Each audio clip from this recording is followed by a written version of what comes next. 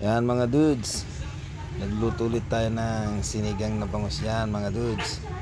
Ayan o.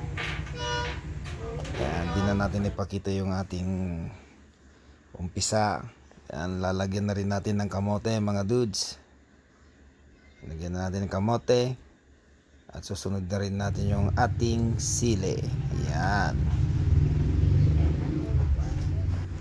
Lublob lang natin yung talbos ng kamote sa kasili mga dudes at malapit na maluto yan. Pakuluan lang natin. Yan mga dudes, lutuin na yung ating sinigang na bangos.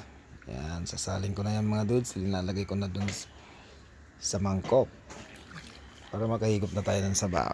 Yan mga dudes, maraming salamat sa laging panonood at sa laging suporta.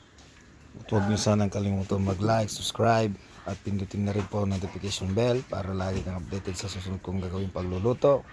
At paki-subscribe na rin po ang aking YouTube channel. Maraming salamat po. Bye-bye!